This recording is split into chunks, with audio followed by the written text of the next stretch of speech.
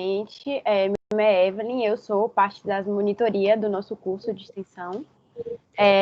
Primeiro, eu queria pedir para que todos os participantes deixem os microfones e as câmeras desligadas. Só é permitido que fique ligado os palestrantes, os professores, organizadores, para a gente conseguir otimizar a nossa transmissão. Pedir também que todos coloquem seus nomes completos no chat para a gente poder registrar. Nosso curso se chama Direito para Além do Capital e é uma atividade produzida pelo Grupo de Estudo e Pesquisa Territórios, Hegemonias, Periferias e Ausências. Hoje a gente está indo para a nossa 9ª mesa e o tema do nosso dia é Direito Autoconstruído e a Cidade. Nossa mesa será composta por Luciana Espinheira da Costa Cur, que possui graduação em Direito pela Universidade Federal da Bahia e atualmente é promotora de Justiça e coordenadora do Núcleo de Defesa do Rio São Francisco, do Ministério Público do Estado da Bahia. Com a presença Evelyn, também... o nome do seminário de hoje não é este. Direito Autoconstruído e a Cidade. Foi na quinta-feira passada. Você confundiu, amiga. Defesa do ambiente para além do capital. Isso. Tudo Perdão. Certo. O tema da nossa mesa é Defesa do Meio Ambiente para além do capital. Teremos a presença da professora Luciana Pinheira, que é do Ministério Público da Bahia, e do professor Luiz Roberto Santos Moraes, que é graduado em Engenharia Civil pela Escola Politécnica da Universidade Federal da Bahia, tem especialização em Engenharia Sanitária e em Engenharia de Segurança do Trabalho pela Faculdade de Saúde Pública da Universidade de São Paulo e mestrado em Engenharia Sanitária pela Delft University of Technology. Também tem doutorado em Saúde Ambiental pela Universidade de London. Como mediador, a gente vai ter a cooperação do professor Júlio César de Sá Rocha, que é graduado em Direito pela Pontifícia Universidade Católica de São Paulo, tem doutorado também na Pontifícia Universidade Católica de São Paulo e atualmente é diretor da Faculdade de Direito da UFBA. Eu vou passar para a Kathleen agora, que ela vai dar uns informes técnicos para a gente começar as nossas palestras de hoje.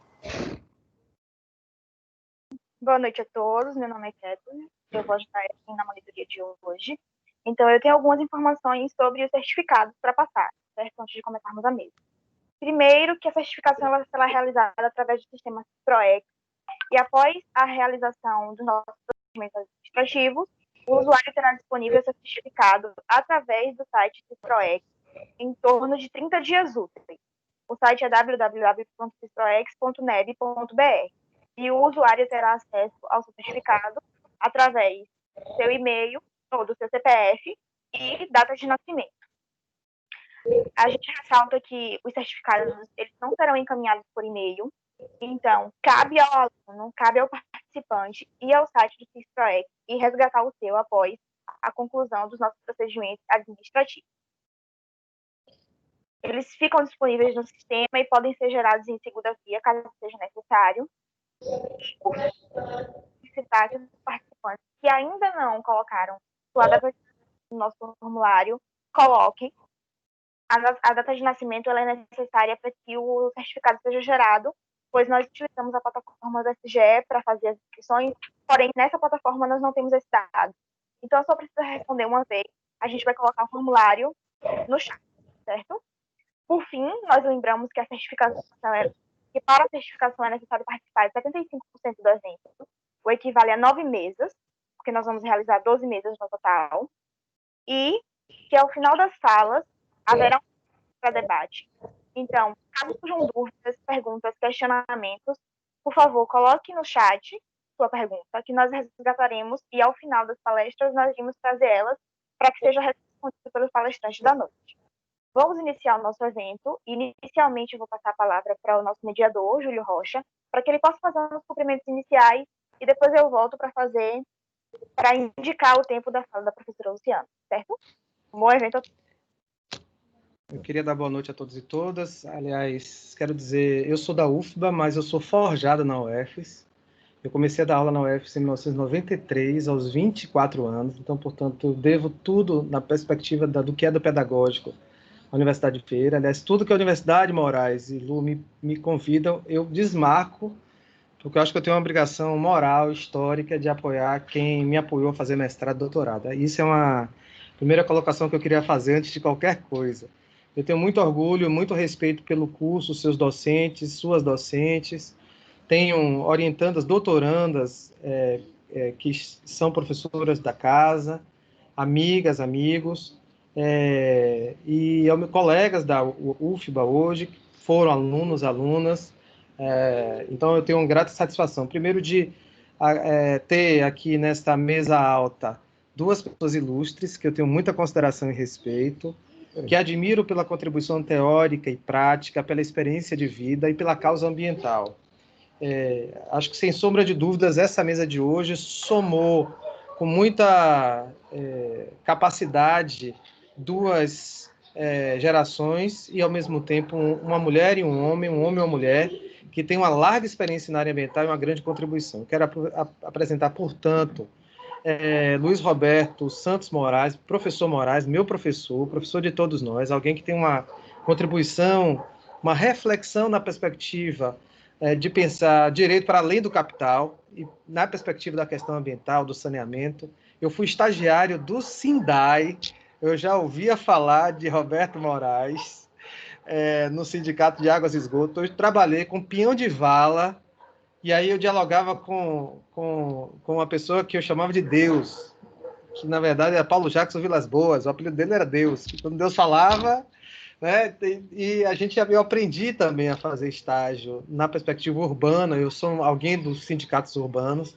e foi muito importante. Moraes é, portanto, alguém que reflete sobre a realidade, que tem uma visão de longo alcance, que tem uma análise ímpar sobre nossa realidade e o contexto nosso de ontem, de hoje e de amanhã.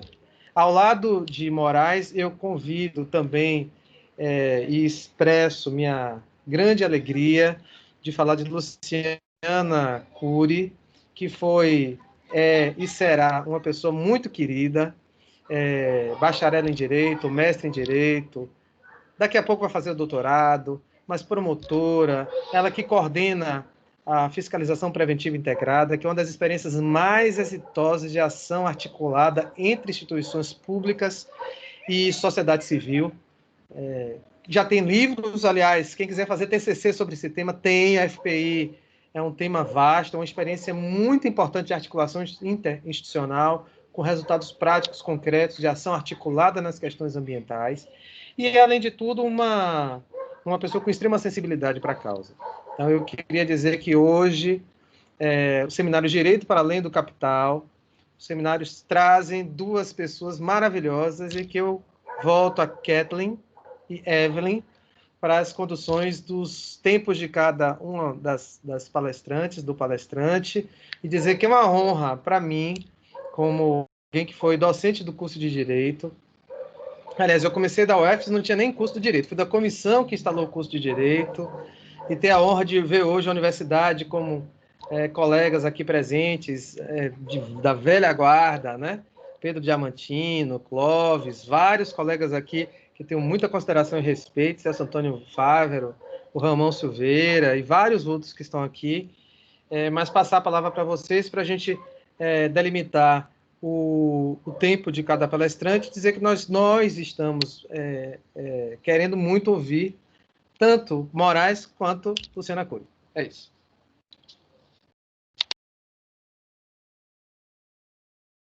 Obrigada, professor, pelas considerações. Vou passar agora a palavra à professora Luciana. A professora vai ter 25 minutos. Consegue me ver na tela? Sim. Quando faltarem 5 minutos, eu ligo minha câmera. Aí, quando eu aparecer, indicam os 5 minutos restantes, certo? Passo a palavra à senhora, boa palestra. Boa noite a todos e a todas. Agradecer imensamente ao convite de estar aqui nessa noite com vocês, alunos, professores da UNEB, professores da UFES, essa parceria e do núcleo de pesquisa, né, tão importante, professores históricos aí que eu conheço e admiro tanto, professor Celso Fávero, professor Pedro Diamantino, professor Paulo Torres, professor Freitas, professor Clóvis Araújo, né, e cumprimentar em especial aí o nosso mediador, professor Júlio Rocha, que é meu orientador de mestrado, meu orientador de longas datas, né, quem eu admiro bastante, temos uma afinidade muito grande no trabalho de pesquisa e no trabalho também, né, já trabalhamos juntos com as questões, quando ele foi gestor das águas e também do IBAMA, nós tivemos uma atuação parceira, né, e dá para mostrar a importância de como dá para fazer uma boa governança quando se tem realmente vontade de fazer. E o meu querido professor Moraes, que é realmente o orientador de todos nós, o orientador do mundo, né? Eu sempre digo isso, é uma referência para mim, cotidiana, né? Todas as opiniões dele são importantes para todos nós, pelo seu compromisso, pela sua garra, pelo seu empenho e pela sua leitura crítica, né? E conhecimento. Então, se agregam muitos fatores aí, eu fico muito feliz e honrada de poder dividir mais esse espaço aqui de fala e muito honrada também por estar aqui com tantos professores. Se eu esqueci algum aí na fala aqui, me perdoem, porque é muita gente boa, inclusive. É assim, emocionante poder estar aqui com tantos professores queridos, dos quais eu tenho muito orgulho de conhecer e de poder atuar em momentos diferentes da vida, da profissão, da formação, inclusive ainda como estudante, né? Eu tenho 20 anos de Ministério Público, me apresentando melhor aqui para os colegas também, estudantes, e acredito demais na formação. Minha formação, eu digo que foi feita na UFBA, mas foi feita pelo SAJU, né? Por um trabalho voltado para a formação de extensão e de pesquisa, né? Então, a minha linha, né, de pensamento é que a gente pode, sim, fazer muito com a formação. Acredito muito nesses espaços. E o desafio aqui de falar do ambiente para além do capital é um desafio fantástico, né? Porque nós vemos aí é um momento extremamente atual para discutir o tema, porque, afinal de contas, está na berlinda toda essa discussão, a pauta ambiental. Nós estamos com os Estados Unidos discutindo o tema, né? Biden, inclusive, dizendo que vai voltar para o Acordo de Paris e Trump dizendo que não quer saber do Acordo de Paris. E, ao mesmo tempo, no Brasil, a gente vendo os negacionismos, né, das mudanças climáticas que são tão evidentes e nos mostram e nos demonstram a necessidade de medidas emergenciais, medidas urgentes que nós estamos já vivendo.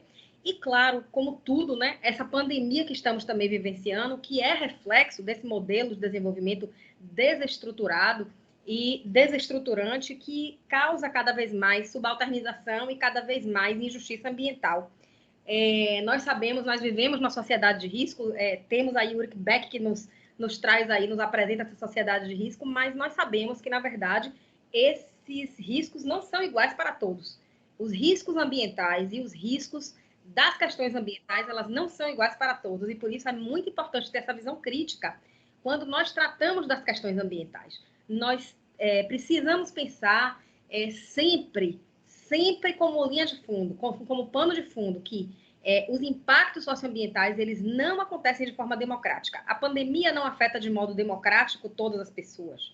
A pandemia não afeta toda a população de igual modo. É óbvio que as populações já vulnerabilizadas, os nossos povos e comunidades tradicionais, as nossas populações de periferia, as nossas populações que não têm acesso à água, que direito fundamental que está sendo negado pelo próprio poder público há anos, né? Nós temos aí um efeito muito maior, e daí chamamos, então, né, de injustiça ambiental.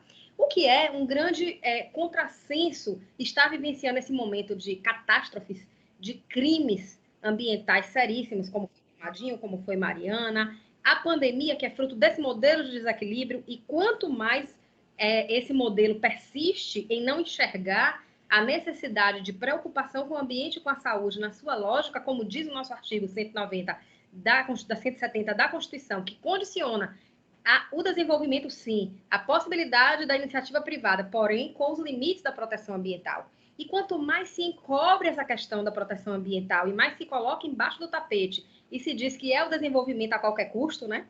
E não se enxerga de fato os problemas que advêm, não só no tempo real, porque o tempo ambiental não é o nosso tempo, ele é um tempo muito maior, inclusive, mas quanto mais se ignora isso, de propósito ou se nega, mais grave fica a situação de buscar reverter essa situação que é encontrada. E aí nós estamos vivendo essa contradição, nessa complexidade que vivemos hoje, que é assistir e vivenciar situações nunca antes vivenciadas, como o grau em que chegamos em relação às mudanças climáticas, como o momento da pandemia em que tivemos lá na época, né, já anterior, mas agora volta com tudo essa demonstração de insustentabilidade do sistema e do modelo de produção capitalista, e ele insiste em permanecer, porque nós vemos como se pensássemos assim, não, a gente está vivenciando tudo isso, então vamos pensar, é um cartão vermelho para tudo isso. Precisamos modificar a nossa forma de trabalho,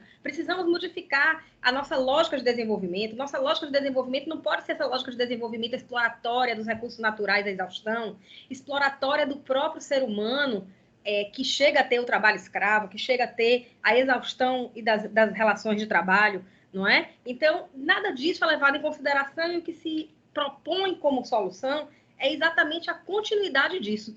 E o capital se apropria de tudo, inclusive das medidas para reparação ambiental. É incrível, fazíamos, né, Clóvis, professor Clóvis, né? Aqui é professor Clóvis, mas assim, é doutorando, e eu fiz uma disciplina com ele na época, e ele, claro, muito mais inteligente que eu nessa parte aí, já tinha estudado bastante as coisas da geografia, né? E eu lá fui me meter na matéria, na disciplina de economia com geografia, fiquei doida. Mas nessa disciplina lá com a professora Guiomar, professora Gilca, que a gente foi ver direitinho, e o capital se apropriando de tudo para tentar desentupir, tentar desassorear, tentar tirar o produto químico, lá vem a empresa, lá vem o capital com suas várias formas para tentar exatamente se utilizar desse processo de degradação ambiental para tentar, de alguma maneira, inclusive, voltar a um estado anterior, que, inclusive, não volta em muitas situações, né? E aí, esse ambiente, isso está diretamente em contradição com o que nós temos, com a nossa Constituição e com todos os nossos tratados internacionais que trazem para a gente responsabilidades da construção de um Estado de direito socioambiental. Essa construção do Estado de direito socioambiental pressupõe um controle, né? Um controle ecossistêmico, tanto do ponto de vista das relações e da proteção ambiental para as presentes e futuras gerações, um ambiente ecologicamente equilibrado, quanto também ele pressupõe um cuidado com os bens ambientais. Vejam, o direito ao ambiente ecologicamente equilibrado é um direito difuso, é um direito de todos. Isso parece simples, mas não é, na medida em que o que vem sendo considerado é exatamente por ser esse direito difuso e esse bem público, é como se não fosse de ninguém. Então, se pode explorar ao máximo, pode-se explorar a água ao máximo, a água é vista, inclusive, embora seja, né, um direito humano já consagrado, assim, e tem as suas várias e múltiplas dimensões, né? Eu, inclusive, escrevi sobre isso no mestrado, com o professor Júlio como meu orientador, e as múltiplas dimensões da água, né? A sua função. O rio não é apenas um corpo de água que passa para ser utilizado pelos múltiplos usos econômicos, né? Mas nós temos vida no rio, nós temos a dimensão simbólica da água, nós temos a dimensão religiosa da água, os encantados estão na água pelos povos e comunidades tradicionais. Então, mas nada disso é levado em consideração quando se pensa a água apenas como insumo de produção, e não se pensa esse ciclo de interface entre o ser humano e a água, né? E, mais uma vez, essa visão utilitarista do ambiente, né? E também, claro, não poderíamos deixar de ser da ideia da colonização, né? Em que o Brasil se coloca aí como um grande fornecedor de matéria-prima, de commodities, para servir a esse grande capital, que se coloca dessa maneira e busca, né, essa exaustão. E quando não está bom aqui, vamos ali para o outro local, né? O Brasil com essa sua mega biodiversidade. E com isso, o que tem se gerado? Profundos agravamentos da situação de degradação ambiental, profundo impacto no modo de vida dos povos e comunidades tradicionais que aqui vivem, como os nossos fundos de pasto, feixes de pasto. O professor Pedro Diamantino, inclusive, escreveu sobre isso. O professor Paulo Torres tem livro publicado sobre os feixes e fundos de pasto. E quem quiser conhecer um pouco mais, enfim, aprofundar, são duas grandes referências. E que são modos de vida tão importantes previstos em nossa Constituição Estadual e que são completamente desconsiderados. Os nossos quilombolas, os nossos indígenas, e estamos vivenciando exatamente algo que a desconsideração, a invisibilização desses povos e comunidades, e não precisa só os que a gente está nominando, vários outros ciganos e tantos outros povos tradicionais, que estão sendo absolutamente desconsiderados e que o Estado tinha o dever de fazer a proteção, mas que, infelizmente, não fez, não garantiu seus territórios e não garantiu uma série de outros direitos, né? E aí você vê a grilagem, a pistolagem, as questões agrárias se envolvendo diretamente com essa temática, e a expulsão de povos e comunidades tradicionais do seu território ou o enfrentamento com sua própria vida e com sua integridade física. É o que nós temos vivenciado no cenário brasileiro, né, e no cenário baiano também. E, por outro lado, ao invés de se enfrentar essa situação para que o Estado constitucional ambiental faça face a essa situação atual de demonstração de desequilíbrio completo e de insustentabilidade, nós temos visto o contrário, né? Nós temos visto a grande flexibilização, começando aí com o Código Florestal, que teve grandes mudanças no sentido de flexibilização, com a isenção da agricultura no estado da Bahia, inclusive, não só no governo federal. O governo federal está desmontando todo o sistema, né? Tá aí o PL do veneno tramitando para poder flexibilizar a questão dos agrotóxicos. A gente, inclusive, quem quiser saber um pouco mais sobre a questão dos agrotóxicos, eu hoje estou na função de coordenadora do Fórum Baiano de Combate aos Impactos dos Agrotóxicos e pela Agroecologia, e tem um site, Fórum Baiano de Combate aos Agrotóxicos. Quem quiser consultar, vale muito a pena, porque a gente tem feito trabalhos assim bastante interessantes, divulgando material, né? A questão dos agrotóxicos é algo tão grave, de tantos impactos ambientais e para a saúde, né? Inclusive integrando-se aí com reflexos altamente graves e que sequer nós temos conhecimento. Então, é muito importante que todos se informem, porque ninguém está livre, né, dos impactos dos agrotóxicos todos, no campo e na cidade, trabalhadores e trabalhadoras e também pessoas que não estão nem tendo contato direto com agrotóxicos, mas estão sendo contaminadas e não estão sabendo, inclusive, o que estão comendo, né? Como diz aí o filme de Silvio Tendler, o veneno está na mesa, inclusive está lá no site também, para quem quiser assistir. E a flexibilização dos agrotóxicos é uma coisa, foram liberados não sei quantos agrotóxicos a mais nesse governo, né? Muitos agrotóxicos a mais de 500 tiveram entrada a mais. Então, assim, nós temos uma preocupação enorme, porque o controle, inclusive, para a saída desses produtos e que estão já proibidos nos outros estados, nos outros países, desculpem, tem uma facilidade enorme de continuar aqui. Agora saiu uma decisão da Anvisa, né, um resultado para banir o paraquat, que é extremamente prejudicial à saúde e está se permitindo usar tudo que tiver no estoque. É um absurdo, porque se isso já vem sendo discutido, a proibição, há muito tempo, como é que ainda permite usar o que está no estoque, né? Então, o ambiente, as abelhas estão morrendo, nós sabemos que as abelhas são grandes polinizadores e com essa morte das abelhas, isso tem sido extremamente afetado. Sequer laboratórios para análise de abelhas nós temos. Com a mortandade recente que o Fórum verificou, no sul da Bahia, nós conseguimos um apoio para mandar as abelhas para identificar se estavam com os agrotóxicos para o sul do país e conseguimos uma parceria com a Universidade Federal de lá para fazer os exames laboratoriais, porque nós não tínhamos laboratório na nossa região que fizesse as análises.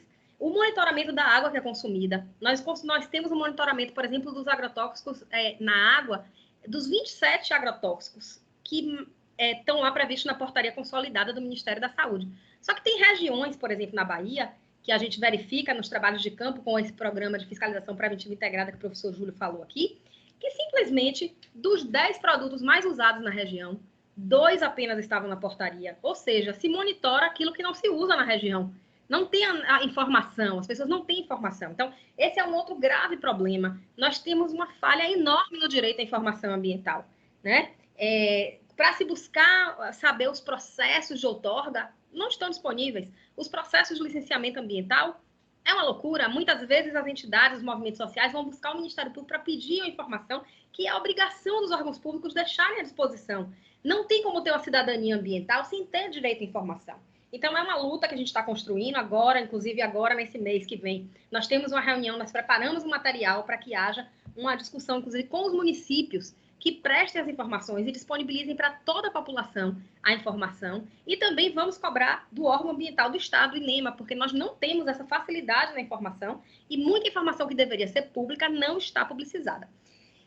Também nós temos aí uma grande preocupação com a questão do licenciamento ambiental.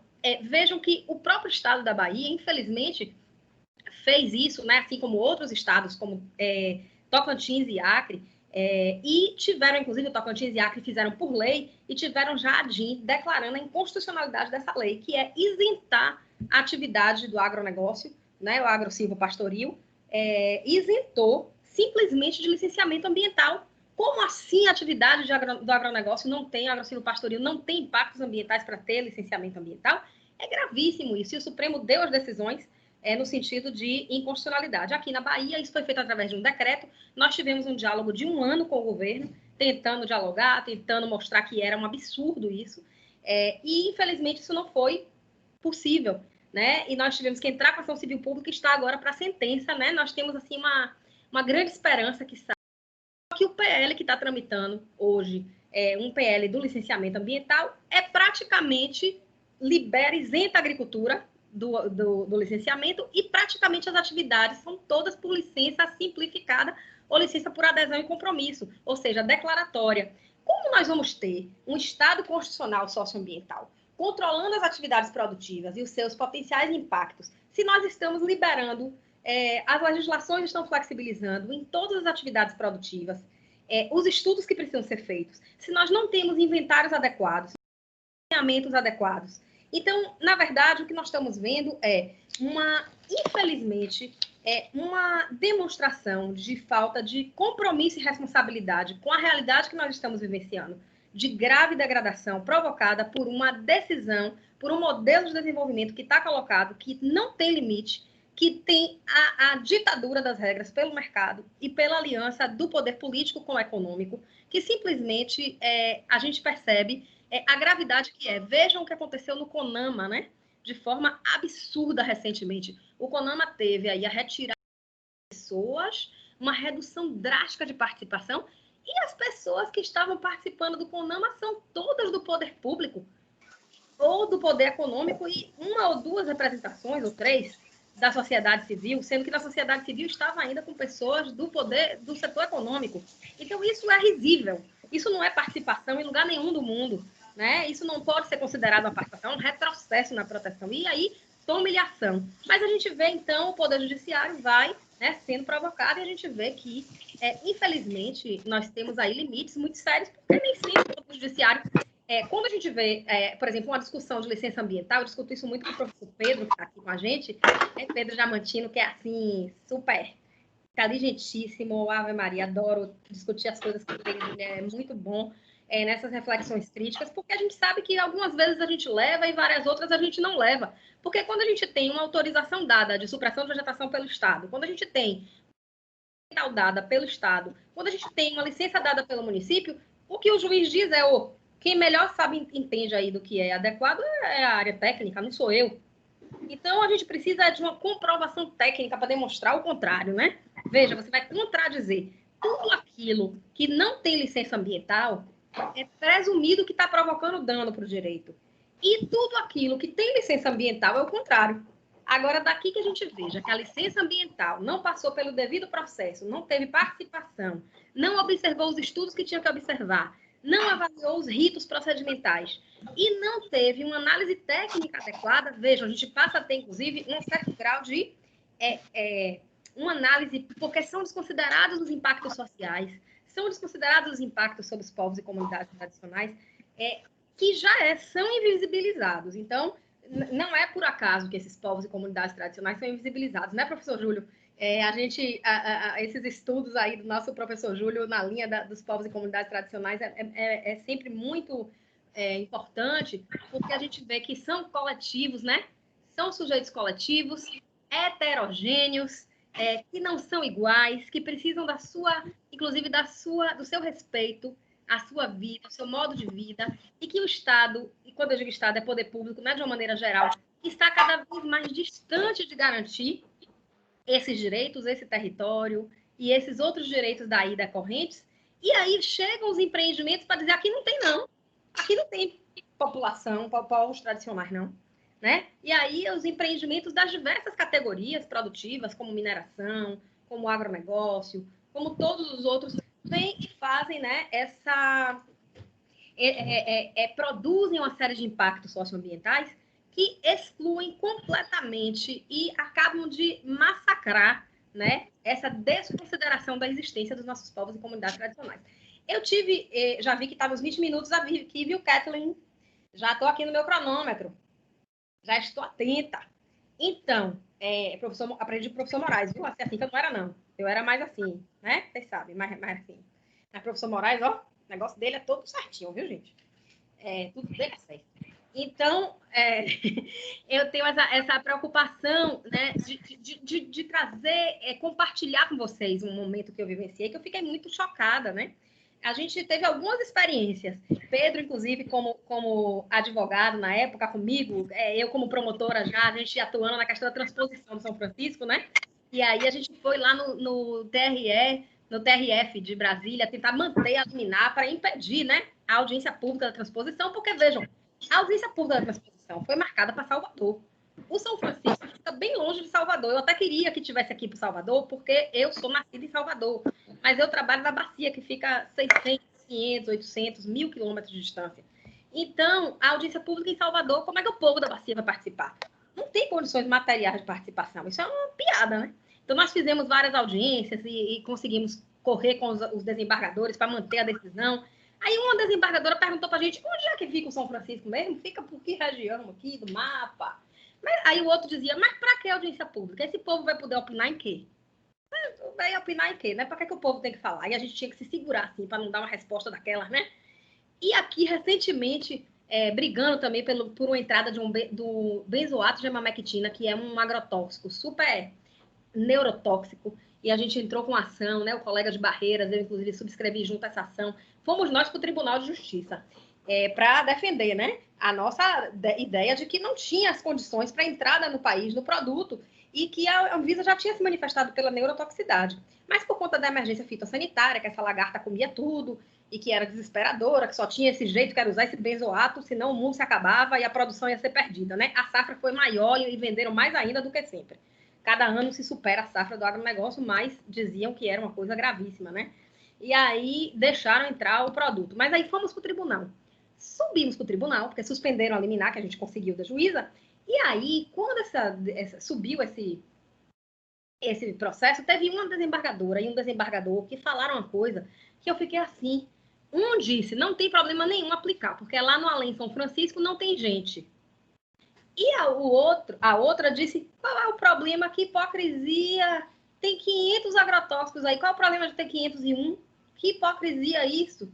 Então, assim, a gente fica muito abismado com as decisões que podem sair, né, do Poder Judiciário, com todo respeito, porque também tem decisões muito boas, a gente tem que louvar as decisões muito boas. Normalmente, inclusive, as decisões de primeiro grau, a gente consegue até avançar bastante, mas nós sabemos que é uma verdadeira dificuldade de conseguir, né, numa determinada audiência recente que nós tivemos de um grande empreendimento com os conflitos de Correntina, pelo conflito do uso da água acontecendo, o vice-governador esteve presente na audiência pública no Tribunal de Justiça para dizer precisamos desenvolver a Bahia, desembargador. Nós precisamos desenvolver a Bahia, o Ministério Público está aí, a Associação Corrente Verde está aí criando determinadas dificuldades, mas nós precisamos que todos entendam que nós temos que desenvolver a Bahia, né? Então, minha gente, está chegando ao fim da minha fala, mas eu não poderia deixar de dizer que essa legislação, inclusive, eu terminei com ela, porque o professor Moraes vai falar dela bastante, que é, inclusive, a legislação que veio para fazer uma facada no nosso processo de saneamento, do direito ao saneamento, e eu não poderia deixar de falar isso aqui, seria um grave pecado. Então, nessa linha da flexibilização e do retrocesso ambiental, do retrocesso no estado de proteção ambiental que nós estamos vivendo, de participação ambiental, de proteção ambiental, nós temos aí fortemente a questão do saneamento afetada por uma linha de privatização e de acabar com todo o sistema que foi duramente construído, com tanta luta, tanta militância, tanta seriedade, né? Por esse professor Moraes que está aqui com a gente e por tantos outros guerreiros que acompanharam a causa do saneamento, que nós não podemos deixar passar isso sem termos aí uma posição crítica. Então, é inconstitucional vários pontos dessa legislação, não vai ajudar em nada a garantir acesso ao direito ao saneamento ambiental, e sem saneamento não tem proteção ambiental. É retroceder em muito a nossa situação, e nós, professor Moraes, estaremos juntos aí nas lutas. Eu sei que às vezes a gente fica assim impactado, gente, é difícil, porque a gente fica impactado quando vê, tanta desconstrução junta, acabando com tanta coisa séria que a gente está lutando. Então a gente está vendo o povo se acabando no campo, né, e na cidade, e a gente está vendo a pobreza ampliando, a gente está vendo a miséria, e não tem como ter justiça ambiental sem ter justiça social. Então, eu encerro aqui a minha participação nesse primeiro momento. Agradeço muito essa oportunidade de estar aqui. Me coloco totalmente solidária com os nossos colegas aqui, estudantes e professores. E, sem dúvida, o professor Moraes vai poder continuar bastante com essa questão do saneamento, que eu não quis aprofundar, porque ele dá um show à parte, né? Então, ele é meu orientador, quem sou eu para ficar falando para ele? Então, ele vai ajudar a gente. Obrigada. Muito obrigada pelas considerações, professora Luciana. É um prazer tê-la aqui com a gente mais esse dia de evento, certo? Eu vou passar agora a palavra para o professor Luiz Moraes. O professor, você também terá 25 minutos. Quando faltarem 5, eu apareço aqui na tela, certo? Vou passar a palavra diretamente para que a gente possa debater mais tarde, posterior. Já surgiram perguntas no chat. Passa a palavra. Ok, boa noite a todas e a todos. É um prazer muito grande estar aqui atendendo ao convite do professor Carlos Freitas, né, para participar com a coordenação, né, dessa mesa aqui com o professor doutor Júlio Rocha, o qual agradeço, entendeu, com o caminhar de vida da gente e as palavras generosas que ele colocou aqui na abertura, entendeu, sobre a minha pessoa, a essa, né, guerreira, né, sempre querida, né, promotora Luciana Cury, né, uma fala contundente, né, mas em face, né, do tema. Eu vou trabalhar muito mais do ponto de vista teórico, conceitual, né, e, quem sabe, no debate a gente pode adentrar na questão da água e do saneamento, né? Eu queria iniciar colocando aqui uma citação, né, do livro A Crise Estrutural do Capital, de Istvan Meszaros, né, da Boitempo, 2009, em que ele fala, abre aspas, o Deus que falhou, fecha aspas, na imagem da onipotência tecnológica é agora recomposto e novamente apresentado sobre o disfarce do interesse ecológico, entre aspas, universal. Há 10 anos, a ecologia podia ser tranquilamente ignorada ou desqualificada como totalmente irrelevante. Agora, ela é obrigada a ser grotescamente desfigurada e exagerada de forma unilateral para que as pessoas, impressionadas o bastante com o tom cataclísmico dos sermões ecológicos, possam ser, com sucesso, desviadas dos candentes problemas sociais e políticos. Caracterizado, então, por Istvan Meszaros como um sistema essencialmente destrutivo, uma das consequências perversas do sistema do capital é a destruição do meio ambiente em larga escala. Para Brett Clark, professor de Sociologia da Universidade de Utah, Estados Unidos, o sociometabolismo do capital é incompatível com a natureza, uma vez que o sistema submete tudo a uma lógica produtiva em busca do lucro crescente, lógica que, entre outras contradições, impõe uma dinâmica de progresso associada ao desperdício. O resultado é um processo de acumulação que penaliza todo mundo, incapaz de alcançar equilíbrio social ou ambiental, dadas suas contradições inerentes. Clark retoma os legados de Meszaros e de Marx, destacando que a reorganização das relações de trabalho e do modo produtivo precisa contemplar a desalienação do trabalho e, ao mesmo tempo, a compatibilidade entre a humanidade e a natureza. Abre aspas. O curso de desenvolvimento destrutivo do capitalismo pode levar ao extermínio da humanidade, não há tempo a perder, fecha aspas. A ameaça ao meio ambiente é mais um fator que coloca a urgência da transformação social na ordem do dia. Nesse sentido, Carlos Walter Porto Gonçalves, professor titular da Universidade Federal Fluminense, classifica esta crise como uma crise civilizatória que recoloca para os socialistas a questão ambiental, deixada por muito tempo em segundo plano pela maior parte da esquerda. Eu me enamorei muito por um artigo, ele é relativamente recente, e revisitei ele, e vou trabalhar daqui para frente, né, durante essa fala para vocês. Ele é intitulado Educação Ambiental para Além do Capital, um desafio do século XXI. Ele é de autoria de Elza Nefa de Castro, Elmo Rodrigues da Silva e Krishna Nefa de Castro, que são professores e pesquisadores da UERJ, Universidade Estadual do Rio de Janeiro. Então, eu vou trazer, né, algumas questões nessa revisitação aqui, né, ao texto, entendeu, deles. É um artigo de 21 páginas, Sugiro a todos, entendeu, que têm interesse, que procurem ler, entendeu, esse artigo, né, porque ele traz reflexões extremamente importantes, né? E aí eu começaria colocando que a transição para um novo sistema reprodutivo, para além do capital, adquiriu uma atualidade histórica em razão da intensidade, da severidade, da crise estrutural, do sistema de reprodução sociometabólica do capital em curso e do seu agravamento pela pandemia da Covid-19.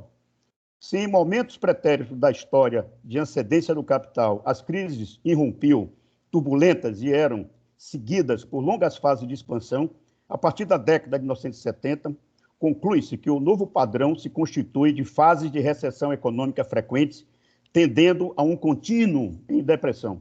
Né? Isso daí é de Mesaros, 2002.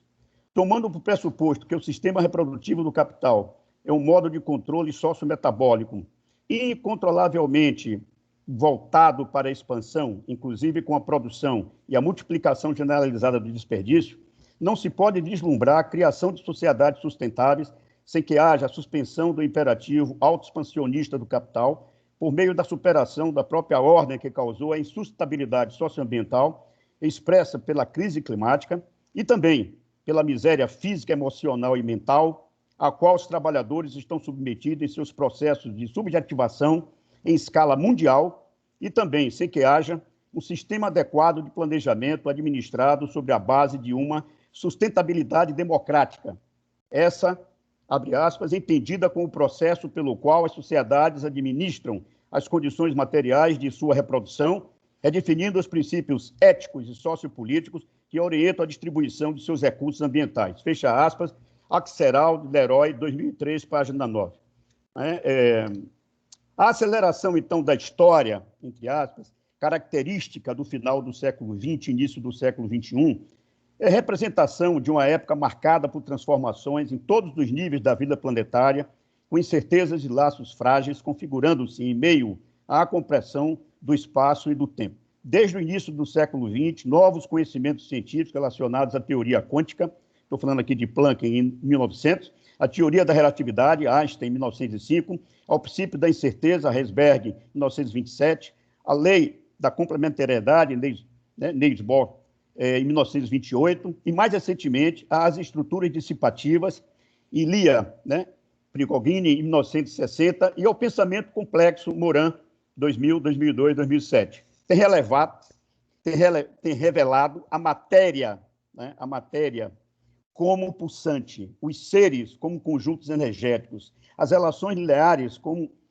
um dentre várias dimensões da realidade, a vida, inclusive a humana, como teia de conexões, o macro e o microcosmo como campo de vibrações, fluxo de ondas, corrente de comunicações e dança de possibilidades. O fundamento da ciência ocidental moderna construiu o mundo com ritmos diferenciados entre a tecnologia mais acelerada e a evolução mais lenta das crenças e do nosso olhar, o que nos incita a refletir sobre mudar esse modelo mecanicista e capitalista de produção e consumo que ameaça a vida na Terra a partir do questionamento sobre a compatibilidade entre crescimento econômico e sustentabilidade ambiental e sobre a possibilidade de se criar outras formas de existir que revelem um sujeito com sensibilidade e responsabilidade ético-solidária na nova ordem planetária.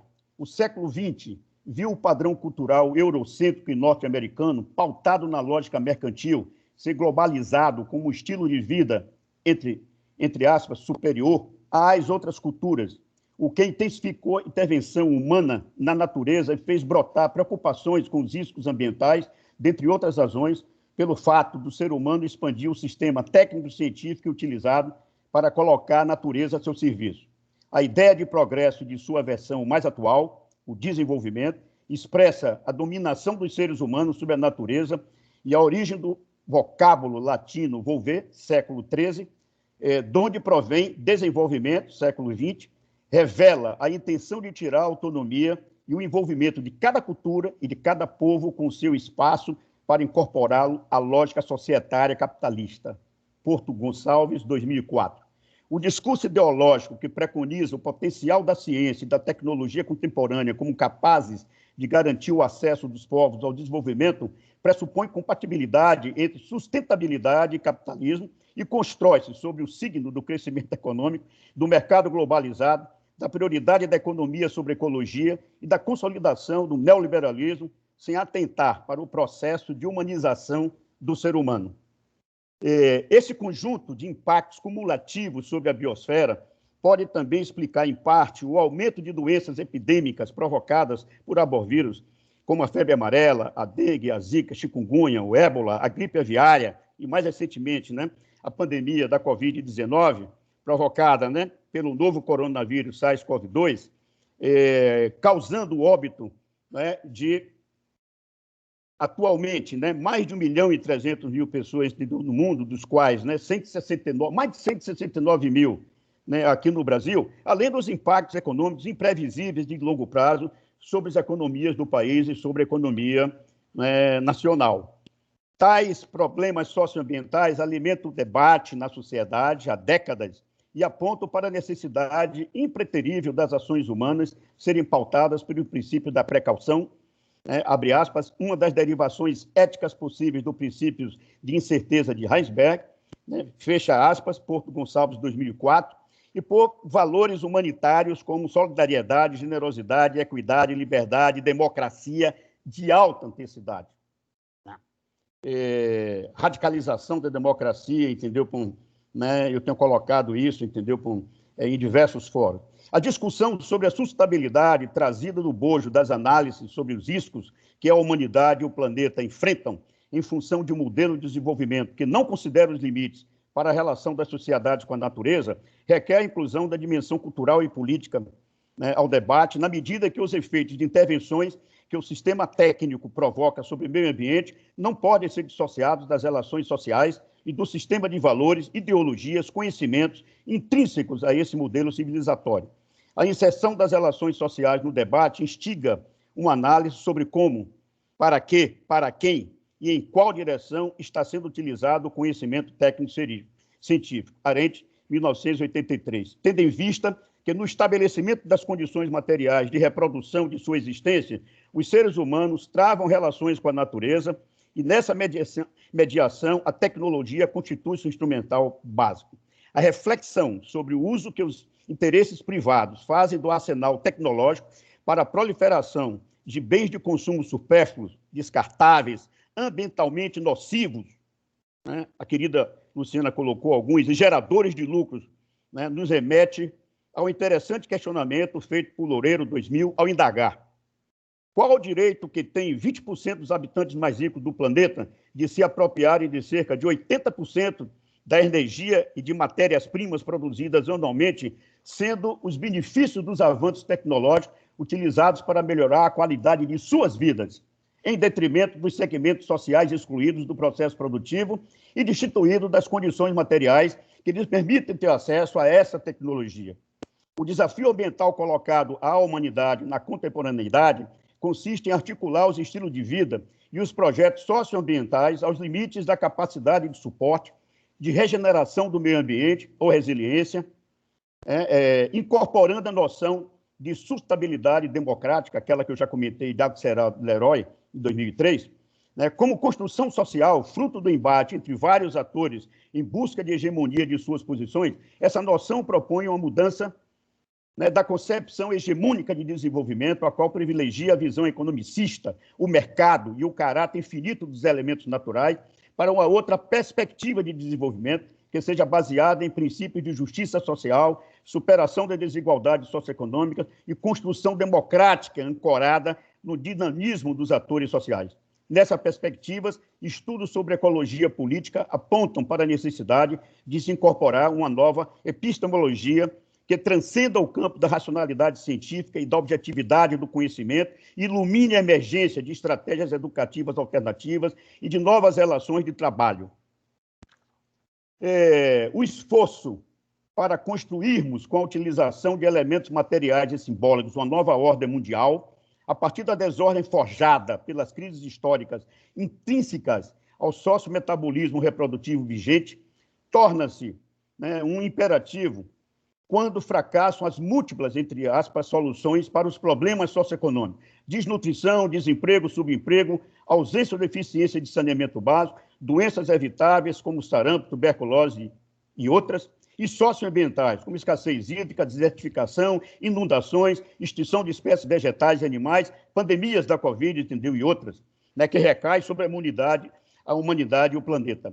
As soluções propostas e implementadas têm se mostrado, muitas vezes, ineficientes em razão, né, de se deixarem restringir pela ordem existente, não sendo capazes de definir uma alternativa que ajude as pessoas a encontrar as ferramentas para compreender a realidade em sua totalidade dinâmica e devolver-lhes os poderes de decisão que foram alienados. A incorporação de novas sensibilidades, metodologias, ferramentas práticas e teóricas de saberes científicos e não científicos torna-se necessária, posto que a autonomia, a sensibilidade, a cooperação, a integração, a solidariedade, o afeto, a empatia, a criatividade e a responsabilidade ética constituem fundamentos para a construção de um sistema de produção contra-hegemônico, que necessita emergir e tornar-se hegemônico o quanto antes. A partir das críticas às distorções da vida humana, à apropriação utilitária dos elementos naturais e à violência contra os seres viventes, os cientistas do século XXI estão sendo chamados a produzir conhecimentos e tecnologias que compatibilizem o crescimento econômico com a sustentabilidade socioambiental.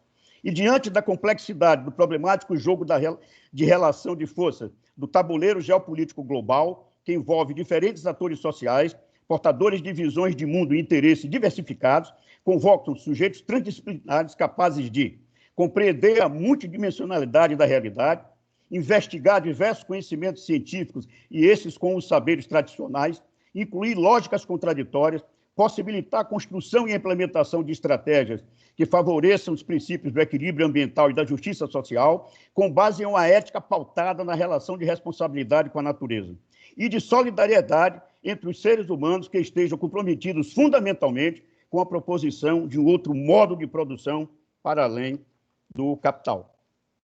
Na perspectiva de Casa Nova, 2006, página 2049, abre aspas, a necessidade das novas ciências e das novas dialéticas se converterá na tarefa pedagógica mais importante para a sobrevivência do projeto humanista e da humanidade. Fecha aspas. Assim, a educação surge como capacidade transformadora para a sustentabilidade da vida e emancipação dos seres humanos, postulando a sustentabilidade da vida e emancipação, dos seres humanos, postulando a formação de grupos sociais localizados geopoliticamente para que se organize e participe dos processos decisórios relativos à problemática socioambiental que os afeta diretamente. Para tanto, a convivência com lógicas contraditórias que se interdefinem e se complementam, a tolerância com diferentes percepções humanas, a criação de espaços coletivos para uma atuação política consciente dos sujeitos, o exercício da participação na construção da cidadania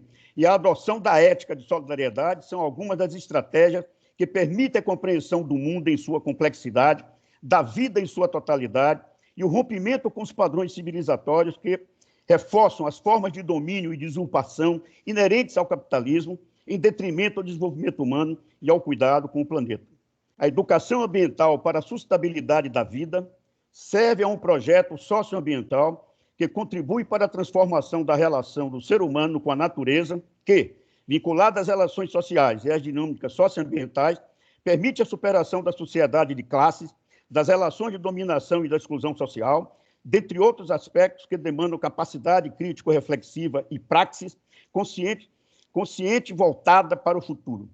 Por relacionar-se à questão da perpetuação da espécie humana no planeta, essa educação aponta para transformações que vão desde as atitudes cotidianas até os modelos de gestão dos macroespaços, requerendo uma percepção da complexidade das dimensões socioculturais, políticas, econômicas e ambientais em interação que constitui a sociedade, da qual emergem saberes e práticas, na qual o ser humano emerge como criador de si mesmo e do mundo em um devenir que constrói a sua humanização. Diante de uma realidade que se transforma em velocidade instantânea, superar as limitações intrínsecas ao cartesianismo, ao reducionismo, ao racionalismo, requer mudanças dos modelos educacionais que, por mais sofisticados que sejam, foram construídos por paradigmas do passado para uma realidade que não existe mais. Atualizar as estruturas de pensamento para tornar os seres humanos aptos a construir novos modelos interpretativos da realidade demanda análise das teorias que surgiram dos estudos, né, do estudo dos chamados sistemas complexos. Esses sistemas, compostos por grande número de partes interdependentes e interrelacionadas, apresentam o comportamento de todo, né, do todo, transcendendo o comportamento das partes tomadas isoladamente. Nesses sistemas, os elos entre causas e efeitos desaparecem, ou, dito de outra forma, pequenas causas podem resultar em grandes efeitos. A construção de uma prática educativa comprometida com a autonomia do educando em seu campo existencial para agir, refletir e agir sobre o mundo e com o entendimento da organização e do possível como conceitos, né, chaves para a compreensão dos alcances e dos limites das ciências da complexidade, necessita abrir-se ao cotidiano do educando, tendo como cerne a afirmação dos valores fundamentais do campo da ética pessoal, dentre eles a honestidade, a lealdade, a confiança e o respeito mútuo.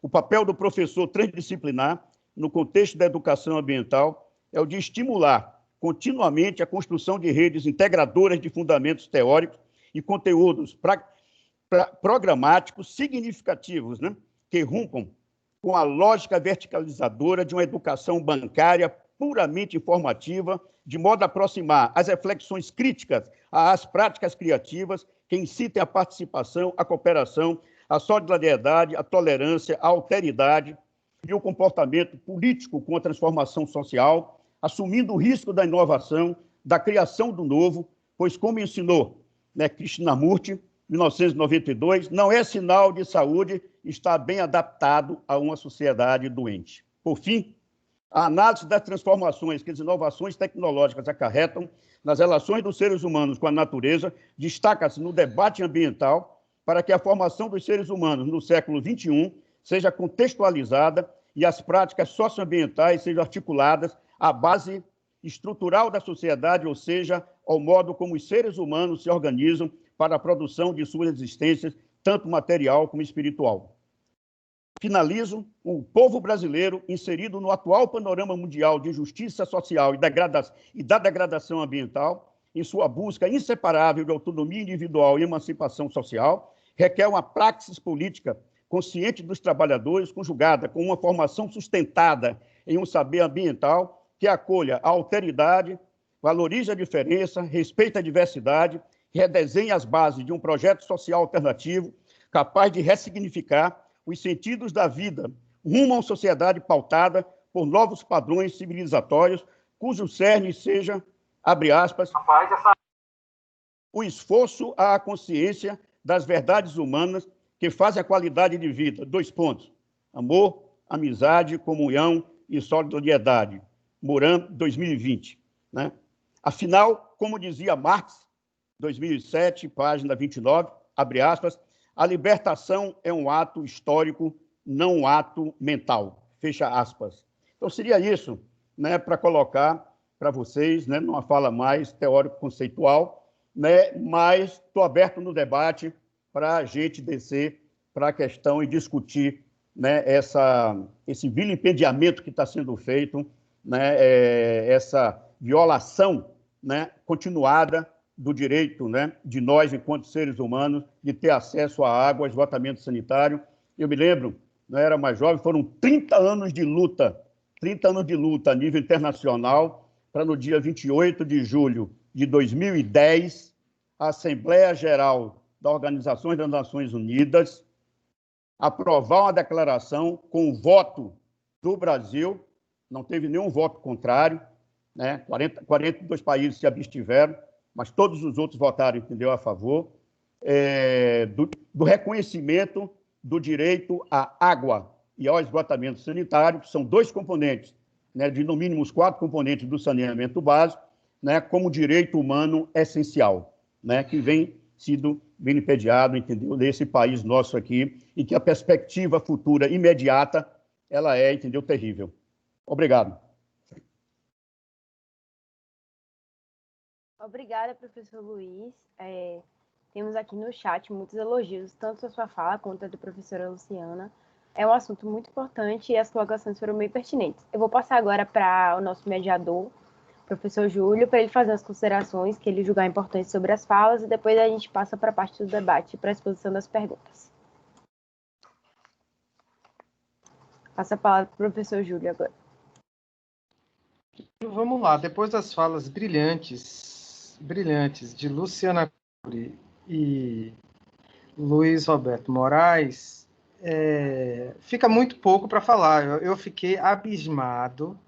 Aliás, eu estou embebecido pelas falas das duas intervenções e palestras muito consequentes. Tratam de temas extremamente atuais, até porque são dois ativistas e, ao mesmo tempo, com um referencial teórico muito preciso.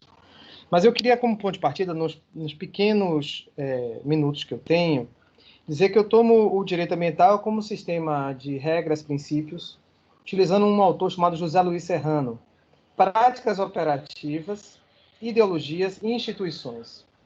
Porque a leitura, a aula das duas pessoas, dois palestrantes, Moraes e Luciana Cury, me fazem refletir, primeiro, da relação profunda da gente pensar. Estou falando para um curso de direito. Eu preciso pensar direito além da norma. Eu acho que é a primeira colocação que a gente precisa ter. Além do papel, porque o direito é forjado nas lutas. Aí eu quero dialogar com outro autor também espanhol, Joaquim Herrera Flores, que faz uma leitura. Quando eu falo de direitos humanos, eu não estou falando de convenções, tratados, declaração. Eu estou falando como um processo de lutas de garantia por dignidade humana. Então, a fala de Moraes e a fala de Cury me fazem refletir que na construção e efetivação de políticas ambientais do direito ambiental, nós precisamos ter uma noção que nós não podemos tratar como ponto de partida o direito como norma, tão somente, mas como um processo de lutas pela dignidade humana que envolve a dignidade pelos direitos ambientais. Então, e essa lógica, eu queria fazer uma ponte, outra, que quando a gente trata dos direitos humanos, nós não estamos falando de direitos civis, políticos, sociais, econômicos, culturais, e de direitos ambientais. As condições de vida, e Moraes foi preciso ao afirmar várias pandemias e desequilíbrios ambientais, e hoje o próprio Programa das Nações Unidas para o Meio Ambiente tem dito que a pandemia do coronavírus tem uma relação direta com a degradação ambiental, com as condições ambientais, com a falta de incentivo e de políticas públicas que garantam o bem-estar para as comunidades. Então, acho que é um tema muito importante. E eu preciso linkar também isso com a discussão também da a falta de equidade ambiental, de justiça ambiental. Nós temos vários e vários. Se falou aqui do Oeste mais cedo, dos Gerazeiros, né? Pedro Diamantino tem um trabalho, tem acompanhado Ilha de Maré, a poluição na Baía de Todos os Santos, a poluição de Santa Amaro com o chumbo, a questão das eólicas no norte, né? Ontem eu conversava com o meu amigo, irmão de Osmar, que está fazendo doutorado na UF, ele me disse, Júlio, ele me disse ontem um dado que eu fiquei assustadíssimo, os números do planejamento de eólicas em territórios quilombolas previsto. Então, assim, para pensar direito para além do capital, nosso desafio diante da fala dos dois, e aí também mais cedo, Moraes estava nos dizendo, eu anoto tudo, viu, Moraes? Eu sou um estudante, sou um aluno seu, aplicado, e você, seu aluno também, Cury. Quando você fala dos interesses na perspectiva desse marco legal do saneamento alterado, o que significou no Tocantins, no Mato Grosso, no Rio de Janeiro, desse filão dos interesses econômicos, do capital, em detrimento dos interesses comunitários ou da sociedade. É um desafio muito forte esse. Quando Luciana Cury vem tratar da água, eu me lembro da Igarashi, eu me lembro quando eu era superintendente, diretor-geral do órgão das águas, existia, na verdade, uma caixa de Pandora, não se sabia o que se destinava, o que se tinha de água disponível para os grandes interesses do agronegócio. Quando a gente abriu as informações das outorgas, tinha corpo hídrico com 90% de outorga concedida. Você vai matar o rio, você não precisa de permanecer o rio. Então, e são temas que são muito importantes, que envolvem interesses do capital. Então, por exemplo, quando Salvador não bebe uma gota de água uma gota de água de Salvador, é insustentável trabalhar esse modelo, né? Então, assim, E o desafio posto das repetidas e reiteradas tentativas de privatização da Embasa, né? Quantas e quantas vezes esse tema voltou para a ordem do dia. Mas eu quero dizer, portanto, que discutir esse tema é discutir Caetité com urânio,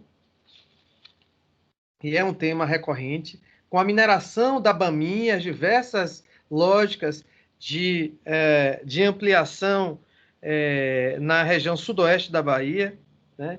Do significado, inclusive, da especulação imobiliária. A gente teve a semana passada em Salina das Margaridas as comunidades lutando para manter suas áreas e as pressões imobiliárias locais, com apoios de estruturas estatais para retirar as comunidades do TAUS, do ARES, do termo de autorização de uso sustentável do território tradicional do quilômetro de Conceição de Salinas. Isso demonstra e indica que a tensão ela é permanente e que nós temos um desafio posto, portanto, sem falar do racismo ambiental, sistemático e reiterado, de fazer uma leitura integrada. Então, mais um elemento que tanto Luciana Cury quanto Roberto Moraes nos apontam, que não dá para pensar direito ambiental dissociado das condições políticas, dissociado da análise de uma ciência política, de que Estado é esse, de não descolar de uma perspectiva geográfica, fazendo homenagem aos nossos geógrafos juristas aqui presentes, fazer homenagem, eu falei muito rapidamente, de Paulo Rosa Torres, que é a nossa grande referência, nosso papa, né, em diversas questões postas, é alguém que tem refletido muito, Carlos Freitas, alguém que tem trabalhado a vinculação da questão da saúde e do ambiente, no recente caso, inclusive, de Santo Antônio de Jesus, julgado na Corte Interamericana de Direitos Humanos, dá conta das relações da responsabilidade do Estado por ato de terceiros. Então, acho que a gente está vivendo, portanto, um momento muito importante. Então, quando Moraes fala do grupo canadense, dos interesses chineses, da ponte, que vai ocasionar impactos significativos, ontem festejou-se o afundamento de embarcações de ferry-boat na Baía de Todos Santos, sem ouvir o conselho da BTS. Que impactos podem ser gerados por atividades como essa? Então, são várias questões que envolvem o nosso cotidiano e afirma a importância de pensar o direito para além do capital. Evelyn Borges, é com você. Certo, a gente vai passar agora para a exposição das perguntas que foram feitas no chat. Kathleen vai falar as perguntas que foram feitas e vou colocar aí no chat para facilitar vocês acompanharem. E aí vocês Então, decidem aqui como nós é que vai temos funcionar. perguntas que vão ser feitas por Evelyn Borges e por Kathleen Gomes da Silva, as duas pesquisadoras, monitoras, que estarão fazendo as perguntas dirigidas aos nossos duas excelentes participações de Luiz Roberto Santos Moraes e Luciana Espinheiro da Costa Cury. Por favor, Evelyn, é com você. Perguntas. Em bloco de 3, se possível. Certo. Nós temos aqui algumas perguntas. Eu vou fazer uma pergunta assim mais direta, que o professor já pode responder, e aí esse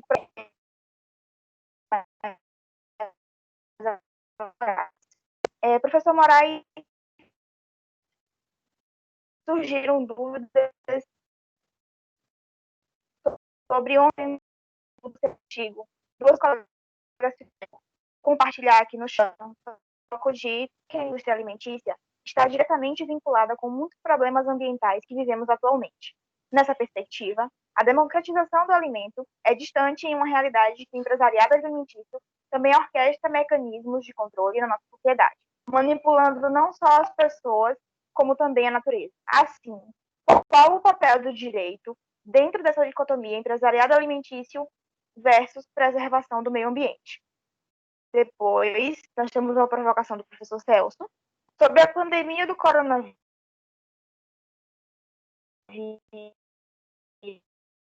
nas universidades públicas.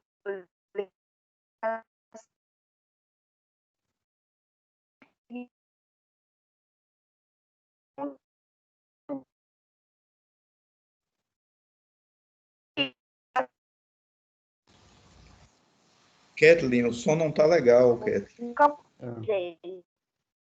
institucionalização de passar a boiar dentro dessas mesmas não parece o que fazer, pelo menos através da produção de um direito crítico e de um direito que seja socializado e contribua para refletir sobre a ruptura do capítulo.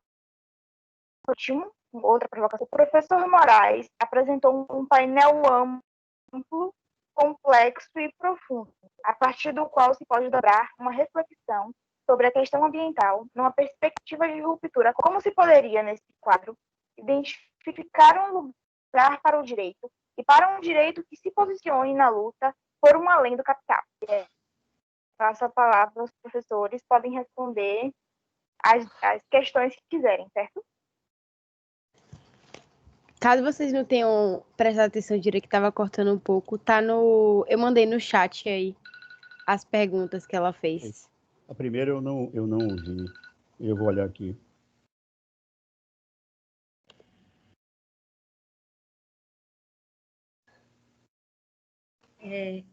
Posso ir começando então, professor? À vontade.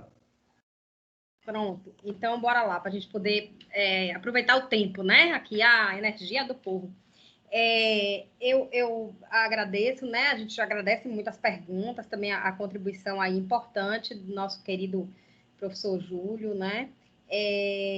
Essa questão alimentícia e aí de toda a produção, na verdade, é algo que a pandemia chama a atenção para isso, né? De forma muito clara.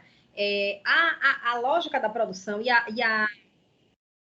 toda a lógica que veio do pós-guerra e da indústria, né, a lógica de toda a Revolução Verde, que se chamou assim, utilizando inclusive pacotes tecnológicos de financiamento para o agronegócio, atrelado ao uso, por exemplo, de agrotóxico, foi pensando em utilizar de uma forma bastante equivocada a monocultura que reina, né, para geração de commodities para venda e para essa lógica do capital e da financiarização.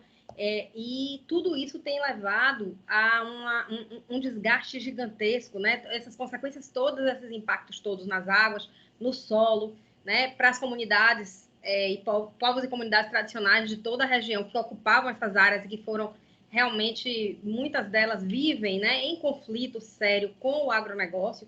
E aí essa disputa, tanto para a pecuária quanto para a agricultura, muitas vezes a gente tem aí na Bahia, a gente pode, falando um pouco do nosso território, né, baiano, a gente tem a região oeste hoje como uma região que tem uma grande concentração de terra, né, o índice de Gini de grande concentração de terra nas mãos de poucos, com grandes áreas de produção da monocultura.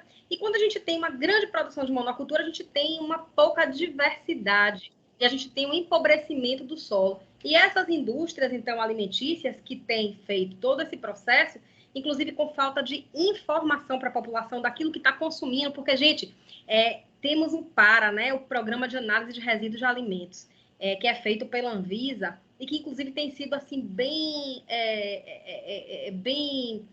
preocupante a forma de leitura, porque a forma de apresentação dos dados está sendo, inclusive, distorcida para demonstrar, embora os resultados são os mesmos, mas como se tivesse menos toxicidade nos agrotóxicos que estão com resíduos em alimentos. Vejam, o programa que a gente tem hoje da Anvisa, ele faz análise de vários alimentos, só que o agrotóxico ele é acumulativo. E aí, muitos dos alimentos processados, inclusive, eles não têm análise de resíduos em alimentos. E vejam, na Bahia, por exemplo, nós só temos análise feita pelos produtos em 5 lugares do interior do estado e na capital.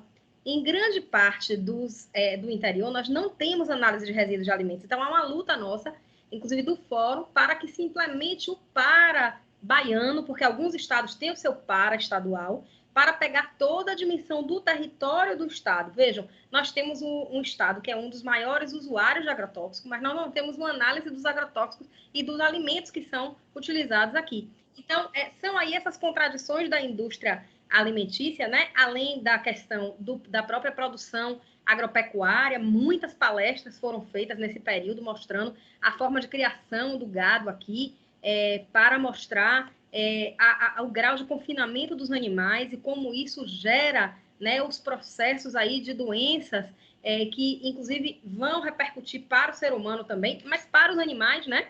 Então, toda essa lógica da produção, essa produção em larga escala e urgente, né? Até uma lógica extremamente utilitarista que o ser humano tem com as outras formas de vida, né? Com o próprio animal, muitas vezes em que, se você olhar, por exemplo, toda a discussão do direito à fauna, em que você vê uma discussão enorme sobre a situação dos animais e a falta de cuidado mínimo com o animal, né? Mas aquela visão utilitarista, certa feita, eu fiquei impressionada porque as galinhas, por exemplo, as galinhas que estavam ali só para poder botar ovo, naquela intensidade da produção, que a galinha não consegue nem respirar se não for para botar ovo, naquela grande produção, e aí no final, quando a galinha não tinha mais como botar ovo, é chamada galinha de descarte, né? Olha que nome que dão, galinha de descarte. E aí, uma certa feita, eu tive que interromper, que eu tomei conhecimento de um caminhão cheio de galinha de descarte, que iam matar as galinhas de descarte, porque elas não tinham mais que botar ovo, não tinha mais função no mundo. Eu falei, como assim?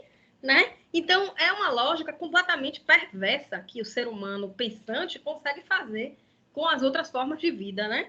Essa relação mesmo de o confinamento de animais, precisam ver, se eu tinha que ter trazido fotos aqui para mostrar, o confinamento dos animais para serem produzidos para a venda de carne, né, para o exterior. Então, os grandes desmatamentos para a produção de soja e que vai para o exterior, né, através das commodities. Então, tudo isso é muito grave, desequilibra muito o nosso próprio espaço, né? O nosso espaço, nossa geopolítica, que ela é profundamente afetada nas questões agrárias, nas questões ambientais, nas questões de acesso à água, porque existe uma dominação da terra, do território, da água, e onde nós temos os povos e comunidades tradicionais, é exatamente onde a gente tem a preservação ambiental. Então, a gente está negando duas vezes os direitos. O direito aos povos e comunidades tradicionais e, ao mesmo tempo, o direito ao ambiente ecologicamente equilibrado. Eu vi que Duda está aqui, né? Carlos Eduardo Chaves, eu não podia deixar de citar, né? Que é uma figura que tem um conhecimento enorme sobre as questões indígenas, por exemplo, e a gente tem feito vários trabalhos e a gente vê situações em que o direito, professor Fávero, você perguntou o que o direito pode fazer, né? Como o direito pode ser um espaço de transformação e não esse espaço de manutenção do status quo, né? O direito, infelizmente, foi feito, né? Vem sendo pensado e muitas instituições vão trabalhando naquela lógica, né? Como o professor Júlio colocou, muito limitada, e é preciso, então, avançar nessa leitura da norma, porque não é concebível imaginar, né, a violação desses princípios dessa forma, a violação dos princípios, inclusive, de como nós estamos, né, nesse momento, no grau de cidadania, de civilidade que nós chegamos, da dignidade humana, ela não pode ser aviltada como ela está sendo. Né? Nós chegamos a esse momento, mas só que parece que nós estamos falando coisas de mundo diferente, porque ao mesmo tempo nós estamos vendo discursos e práticas, né? Uma disputa de narrativas, uma disputa de narrativas muito forte para tentar demonstrar, inclusive, aquilo que nós estamos vendo de óbvio, como se não fosse, né, óbvio, por exemplo, a questão das mudanças climáticas, né? Então, realmente, o direito tem esse papel, professor Celso Fávero. Aqui nós temos vários operadores do direito, né? E é um campo em disputa. Nós temos aí aqueles operadores do direito que estão trabalhando na perspectiva mesmo da manutenção e da legalidade no sentido de um olhar completamente limitado, que não consegue ampliar esse olhar para essas outras dimensões do direito, de princípios, de normas, de interface com outros saberes, inclusive com saberes tradicionais, porque nós não temos hierarquia de saberes, né, professor Moraes?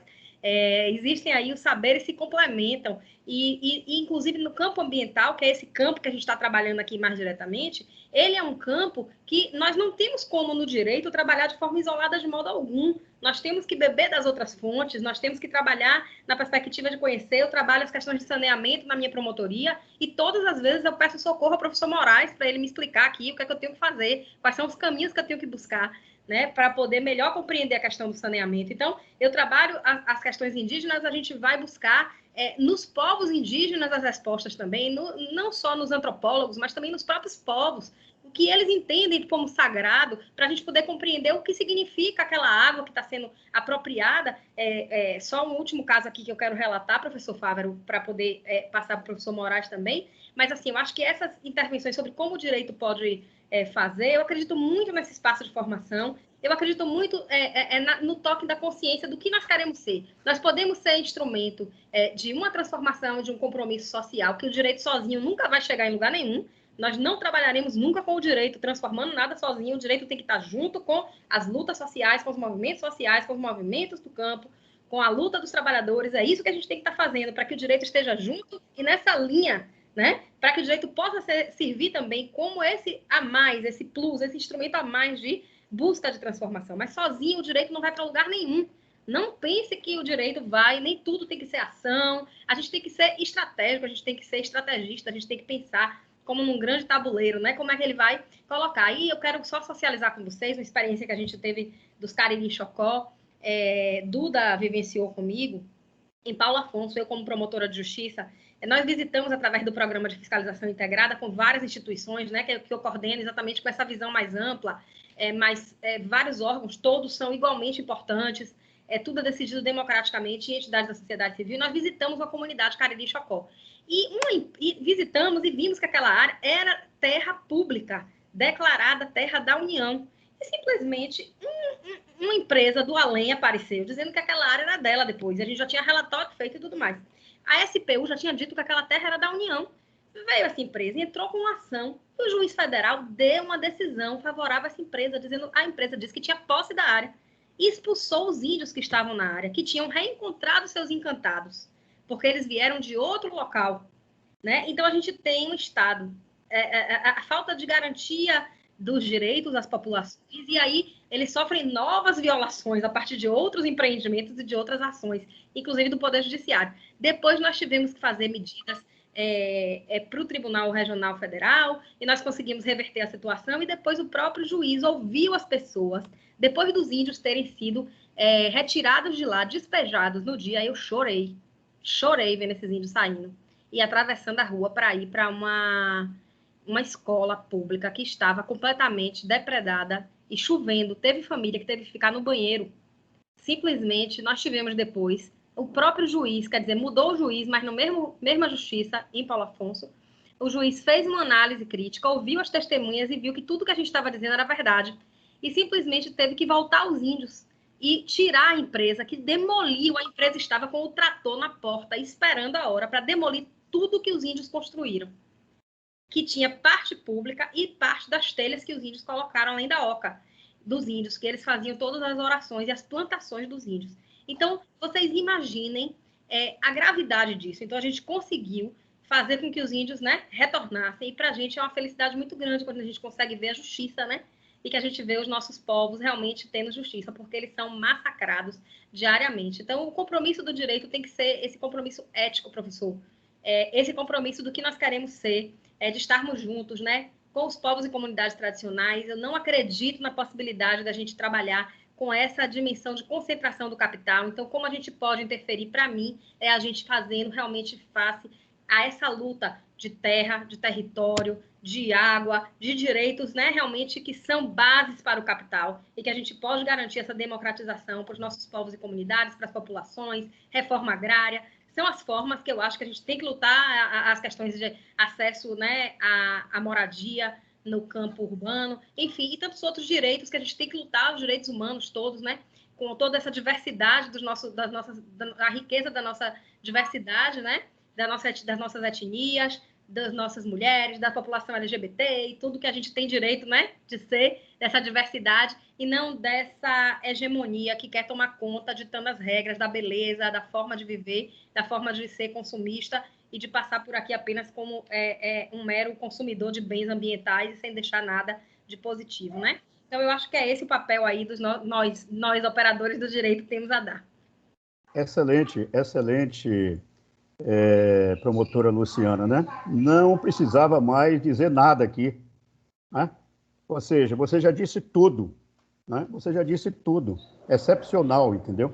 Mas, né, eu não poderia deixar de colocar, entendeu, aqui, algo que eu vivenciei hoje de manhã, quando participando de 10 horas da manhã até 1 hora da tarde, de um seminário chamado Visão do Saneamento no Brasil e no Rio de Janeiro, né? Em que, na abertura, teve o ministro da Economia, teve o representante da FIRJAN, Federação das Indústrias, né? E logo depois, dois painéis, em que o primeiro painel participou o Procurador-Geral do Estado do Rio de Janeiro e um promotor de meio ambiente, entendeu, do Rio de Janeiro. E os dois, entendeu, colocaram de que, para eles, independente de ser público ou ser privado a prestação do serviço, entendeu, de água, a preocupação deles era se o processo de modelagem que o BNDES está fazendo para privatizar a Embasa do Rio de Janeiro, a Companhia de Água e Esgoto do Rio de Janeiro, a SEDAI, entendeu, estava todo dentro dos conformes da lei, né? Ou seja, a preocupação é essa daí. Eu acho que tem que existir uma preocupação, e a formação, né, do estudante de direito, ele ir, entendeu, além, né, da preocupação de, como você fala, né, é um campo em disputa, entendeu, em disputa. Como trazer isso para a universidade? Entendeu? Tem uma pergunta aqui colocada, entendeu, nesse sentido. E você próprio, Lucina, já colocou, né, da importância que você vem praticando no sentido de fazer, né, a interdisciplinaridade, né? Ou seja, trabalhar trocando o seu conhecimento do direito com conhecimento de diversos, entendeu, outros, para poder ter um entendimento melhor sobre como resolver aquele problema da lei. Eu acho que essa é uma forma de fortalecer, entendeu, o direito, né, mais voltado para além do capital, entendeu? Eu acho de que esse é um exercício que a gente vê, né, ainda muito pouco exercitado, né? Então, as universidades públicas, principalmente, que têm curso de direito, né, na minha visão, elas devem trabalhar mais nessa lógica, né? Porque aí, quando você tem essa lógica, você quebra um pouco a própria pressão sobre aquele professor, entendeu, de direito, que está sendo pressionado para, né, dar um parecer ou ensinar, entendeu, dentro de uma linha, né, mais convencional, entendeu, e não numa linha de efetiva mudança, entendeu, em relação àquele estado de coisa, né? Para que exemplo que a gente viveu aqui, né, há 2, 3 semanas atrás, do quilombo do Rio dos Macacos, né? Que finalmente a justiça, né, deu ganho, né, ao quilombo e não à marinha. Só de que a área delimitada, a represa e a fonte de água fica na área da marinha. E a marinha proibiu da população ter acesso, entendeu, a essa água, né? Então está tendo um movimento, inclusive, eu sou do Conselho de Orientação do Observatório Nacional dos Direitos à Água e ao Saneamento, o ONDAS, www.ondasbrasil.org, ok? E o observatório já está em contato com a ONU para poder a gente ver como denuncia esse caso, entendeu, a ONU, para inclusive existir, entendeu, uma pressão, né, da ONU sobre, né, já de que a própria ONU estabeleceu, com voto, como eu comentei aqui, favorável do Brasil, né, o entendimento, né, do acesso à água e ao esgotamento sanitário como direito humano, entendeu, essencial. E o povo de lá, né, vai se abastecer de água como? Entendeu? Então, tudo bem. Agora está delimitado lá a área deles e não tem acesso, entendeu, à água. Então, a empresa baiana de água e saneamento SA em Embasa, junto com a prefeitura, tem que ir lá e tem que instalar um sistema público de abastecimento de água para poder suprir de água aquela população, que é um direito, entendeu, dela, né? Então, a gente vê isso daí muitas vezes na prática, né, cotidiana dos operadores, ou melhor, de alguns operadores, entendeu, de direito, né? Mas aí a gente também tem outros operadores de direito, como essa guerreira que está aqui na frente, como muitos de vocês que estão aí, entendeu? Porque são professores e pesquisadores, né? Que estão aí também, entendeu? Participando, no sentido de, né, mostrar de que o caminho, entendeu? Ele é o outro, né? Essa é uma disputa, né? É uma disputa permanente, né? A gente vê a própria elaboração pelo Legislativo, né, do projeto de lei, do projeto de lei que virou a Lei 14.026, né, de 2020, né, que modificam 7 leis no Brasil, sendo que a modificação maior é na Lei Nacional de Saneamento Básico, ou seja, no Marco Legal Regulatório de Saneamento Básico, né? Então, quer dizer, ali, quantos juristas que trabalharam ali, quantos deputados e senadores que são advogados, né, que trabalharam ali na aprovação, entendeu, como foi aprovado, né? E essa lei, ela traz a privatização dos serviços públicos de água e esgoto no Brasil, no momento em que o mundo inteiro está andando no sentido contrário. Ou seja, né, pesquisa realizada por 10 entidades estrangeiras, inclusive a Universidade de Glasgow, publicado o relatório em inglês em maio desse ano e em junho publicado em espanhol, mostram que de 2010 a outubro do ano passado, 2019, 312 municípios nos diferentes continentes do mundo, e aí eu estou falando de Paris, aí eu estou falando de Berlim, eu estou falando de Budapeste, aí eu estou falando de Buenos Aires, eu estou falando de Atlanta, nos Estados Unidos, eu estou falando de Maputo, né, Moçambique, na África, estou falando de Kuala Lumpur, na Malásia, ou seja, 312 reestatizaram, remunicipalizaram os seus serviços públicos de água e esgoto. Por quê? Porque o capital não deu conta, não cumpriu o contrato, não expandiu os serviços, aumentou a tarifa absurdamente e foi enxotado, entendeu? Pela população e pelo poder público, né, desses lugares, e o serviço voltou a ser municipalizado, remunicipalizado. Aqui no Brasil a gente tem, entendeu, exemplos assim, que são exemplos, né, excepcionais. Itu, em São Paulo, né, passou 12 anos na mão da empresa privada, até que chegou um ponto de que a população pressionou o prefeito de tal maneira que ele tomou, entendeu, de volta. Né? E muitas vezes, numa retomada dessa de volta, né, a empresa privada recorre à justiça, e aí a indenização que tem que ser paga a ela é muito dinheiro, é muito dinheiro. Eu me lembro que eu estava chegando em Portugal em agosto do ano passado, e em setembro teve a primeira remunicipalização do município da área metropolitana de Lisboa, 80 mil habitantes, e o prefeito do partido de direita, que há 25 anos atrás foi o partido que privatizou, foi a primeira privatização em Portugal. Pois do mesmo partido de direita, o prefeito atual, diferente daquele anterior, né, fez um distrato e pagou 21 milhões de euros pelo distrato, entendeu? Por quê? Né? No contrato estava colocado de que, né, a população tinha que consumir uma quantidade de água, e se não consumisse aquela quantidade de água, quem pagava o diferencial era a prefeitura. E ele avaliou e viu que a população estava gastando menos água, fazendo economia, entendeu, da água, que é uma outra bandeira a nível, né, da economia da água por todos nós, em todas as atividades, entendeu, humanas, né? E aí o que aconteceu? Né? Ele achou melhor pagar os 21 milhões de dólares dos 5 anos de contrato que ainda faltava de multa e retomar para o município. Criou a empresa municipal e voltou a entender o serviço a ser municipal. Então, essas questões todas, tem operadores do direito, entendeu, envolvido. Quebrar isso daí é uma luta muito grande, entendeu? É um processo longo e demorado. Né? Quantos anos levaram esses países também para poder fazer, né, essa mudança? Né? E aqui no Brasil, a gente tem, entendeu, essa lei, e essa lei, ela sendo colocada em prática, ainda bem que tem 3 ações diretas de constitucionalidade, tramitando no Supremo, entendeu, Federal, inclusive as 2 últimas são muito bem elaboradas, a última, entendeu, por escritórios de advocacias, entendeu, que pegaram todos os pontos. A quantidade de inconstitucionalidade é um negócio assim impressionante, né? E aí, por arrastamento, pediu a revogação de toda a lei. E está na mão de quem? Caiu para ser o relator, né, o ministro Luiz Fux, que agora se tornou presidente do Supremo Tribunal Federal e certamente vai passar para um outro ministro, entendeu, esse processo dessas ações diretas de constitucionalidade. Né? E se a sociedade não tiver vigilante, entendeu, aí, né, pode isso ser postergado, enquanto isso daí estão fazendo leilão, estão abrindo, entendeu, possibilidade de privatização, né? Quer dizer, essa é uma luta permanente, entendeu, no país, no mundo, né, e no país da gente, entendeu, também, né? Então, eu queria aqui elogiar, né, as palavras do professor Júlio Rocha, né? Eu soube que eu achei que ele trabalhou super bem o que, né, a querida Luciana tinha colocado e o que eu coloquei, entendeu? Pontuou de maneira assim, entendeu? Precisa, né? Colocou a referência, né, para ele, entendeu? Do direito. Então, eu acho que é por aí, né? E eventos como esse daqui são os espaços, entendeu? Né, de que a gente tem que criar na academia para poder estar dialogando, né, com alunos, com professores, com pesquisadores e com a sociedade, grupos organizados ou não da sociedade, né, que é essa caminhada, né, que a gente tenta fazer, né, ao longo da vida da gente, entendeu? Né, e é que a gente vê, ganha uma, perde 10, entendeu? E estamos na luta, tá aí essa guerreira, que eu não deixo de chamar, entendeu? Que é uma guerreira, né?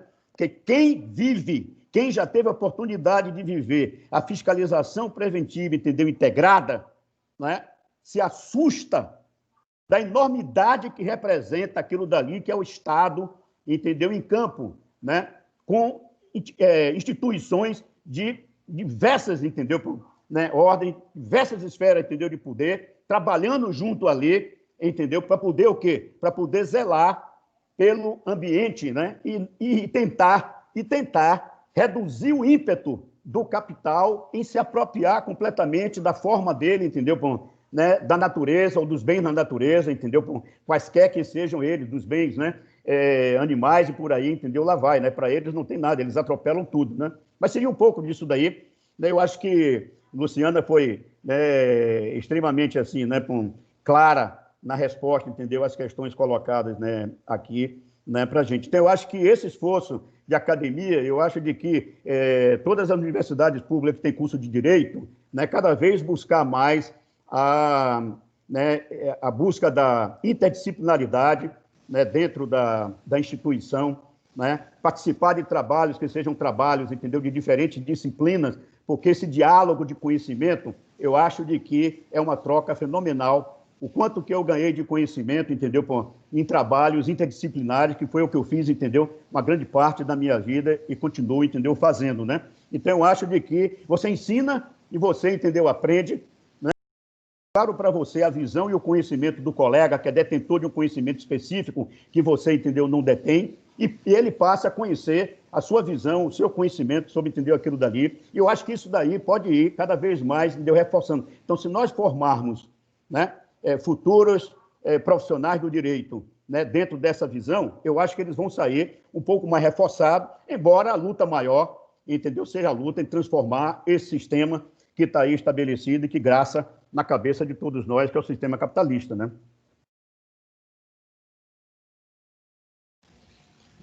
Por favor, eu queria só falar uma coisa aqui com o Moraes. Bom, excelentes, viu? Excelentes, fantásticos. Muito obrigado. Moraes, o pessoal está pedindo aqui para você repetir a referência do texto lá da UERJ.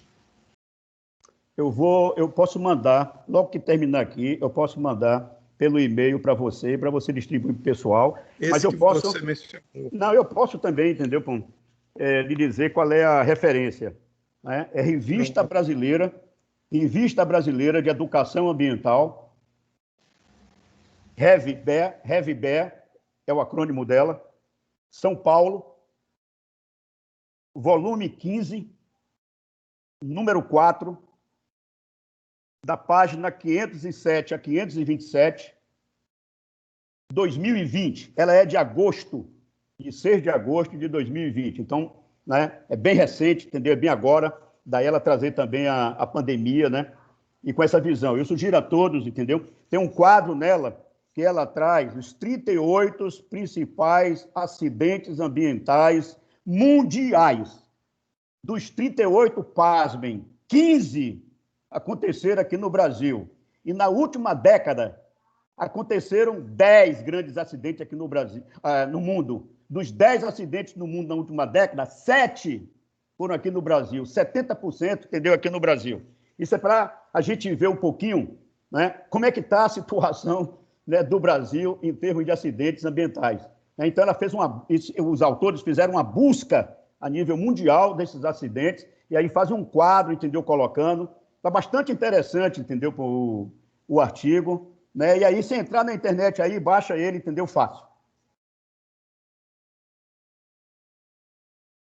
Mas quem se interessar pela questão da água e pela luta contra a privatização da água, não deixe de entrar no site do STF, vai lá em ação direta de constitucionalidade, baixa a ação 5683, que é a ação, né, da ASEMAI, Associação Nacional de Serviços Municipais de Saneamento, 92 páginas, né, que aí é uma peça preciosa do ponto de vista, entendeu, do direito, né?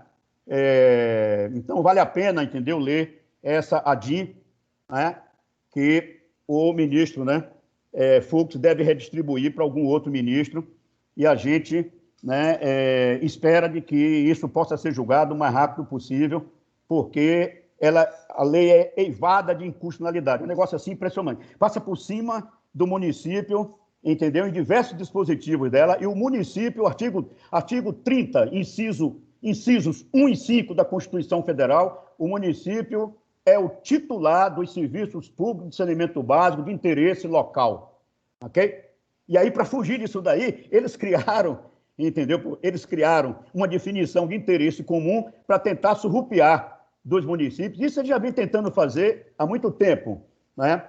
E aí eles passaram por cima, acreditando de que tudo, né, seria possível e que, né, essa lei, como já foi aprovada no Congresso, sancionada, agora está, né, na análise dos 18 vetos feitos pelo presidente da República, em 18 dispositivos, entendeu, diferente, mas o foco maior é no artigo 16, como eu comentei, entendeu, aqui, né? E isso daí vai ser um arraso, porque a população que não tem acesso à água e a esgoto no Brasil está endereçada onde? Mora onde?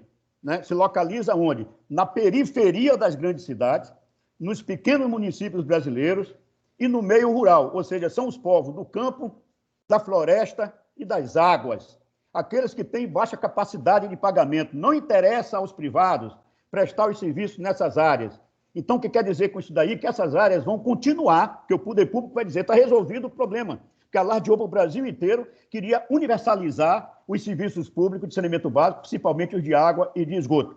Né? Usou a mídia, né? Essa mídia conservadora, essa mídia convencional, pelos negócios, né, os interesses comuns que eles têm, e a mídia apoiou e disseminou, entendeu, isso daí, ok? E isso é uma falácia, não existe, entendeu, isso? Né? Mexeram nos números, aumentaram os números de investimento para dizer que o Estado brasileiro está quebrado, né? E que não tem recurso para ser utilizado, recurso público para ser utilizado, né, em água e esgoto no Brasil, e muitos, né, em muitos lugares onde já tem água e esgoto, na hora que o privado começar a operar e aumentar a tarifa, a população não vai ter condição, uma parcela dela não vai ter condição de pagar e vai, entendeu, voltar a utilizar fontes, né, não seguras para o seu abastecimento de água ou mesmo, né, obter clandestinamente de uma outra ligação, né, via os famosos gatos, se for no sistema público de abastecimento de água.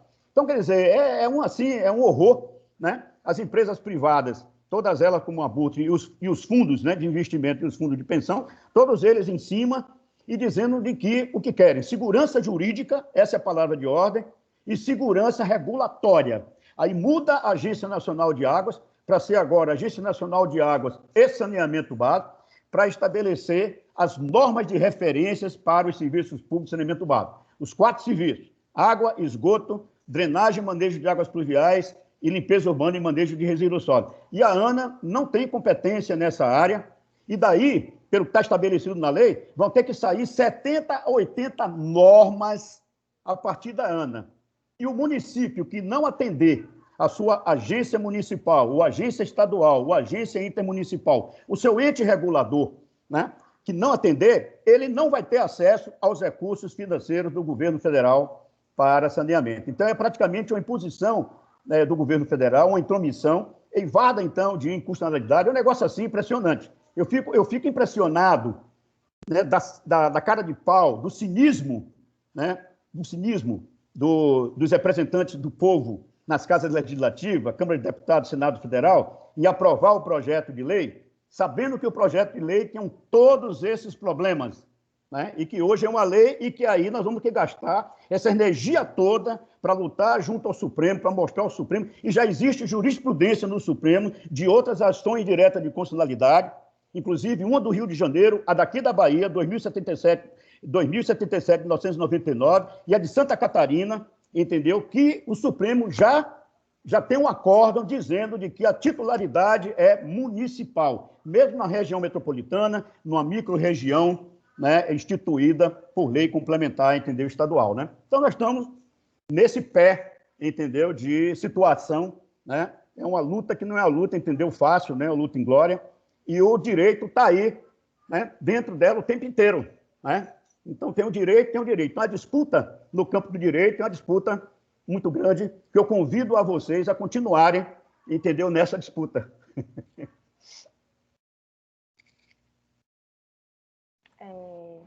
Muito bom, professor Luiz. Professor Júlio colocou que teve algum problema em casa, então acredito que ele não vai conseguir fazer o encerramento. Então, eu vou caminhar para o encerramento por conta do horário, né? Eu queria agradecer novamente a todos pela participação. Foi um debate muito denso, muito importante. É um tema que precisa ser discutido. E tanto o professor Luiz quanto a Ana falaram muito bem. Nossa próxima mesa, né, será na quinta-feira. Todos estão convidados para participar, quem desejar. Começaremos às 19h30. E o tema será Trabalho para além do capital. Como convidado, teremos Daniela Reis, que é da UFMG, e o Carlos Reis, o mediador. O Evelyn, Oi. Evelyn Paulo Torres. Oi, professor. Fiquei sem rede nenhuma aqui, foi uma complicação danada, mas só consegui entrar já com a doutora Luciana e o professor Moraes respondendo as questões. E eu queria, não, agora exatamente só fazer uma saudação à Luciana, a Moraes, né, a vocês que estão na monitoria, aos colegas que participaram aí da mesa de hoje, e dizer que eu espero que esses incidentes não ocorram com tanta frequência, né, para evitar que a gente perca, né, grande parte daquilo que a gente está, né, se propondo a discutir, certo? Mas, pelo que eu ouvi, né, a doutora Luciana continua brilhante, militante, né, e lutando, né, por essa causa tão importante, que é o meio, né, que é a questão ambiental. O professor Júlio Rocha, né, com a imensa contribuição. Então, eu quero parabenizar todos pela participação e lamentar que eu tenha só estado presente em parte, né, dos trabalhos de hoje. Viu? Gente, muito obrigado, viu? Muito obrigado, professor Moraes, por aceitar o convite. Eu imaginei que se eu te dissesse que Luciana ia estar na mesa, você não ia pensar duas vezes em aceitar, né? Luciana, minha querida, muito obrigado, né? Eu imaginei que, a gente imaginou que você estando na mesa, Júlio ia fazer de tudo para participar, e tudo combinou, né? E Evelyn e Kathleen, ótimas, muito legais. Eu entrei em contato com o Júlio para saber se estava tudo bem, depois eu vou conversar com ele para ver o que aconteceu. Vamos esperar que não tenha acontecido nada demais. Gente, muito obrigado. Viu? Assim que tiver pronto a gravação, não é, Evelyn? A gente manda para eles. Isso, a gente envia um link por e-mail. Ah, legal. Tá bom, gente. Agradecemos, professor, nós agradecemos. Professor Freitas, todos os professores aí, meninas monitoras e todos os estudantes, a oportunidade. É um prazer, uma honra estar aqui com vocês. Estamos à disposição para continuar aí todos os papos e conversas e lutas. Ótimo, ótimo. Mesma coisa, Luciana. Esperamos também que podermos ainda contar com a colaboração de vocês numa publicação desses trabalhos belos que vocês estão fazendo, né?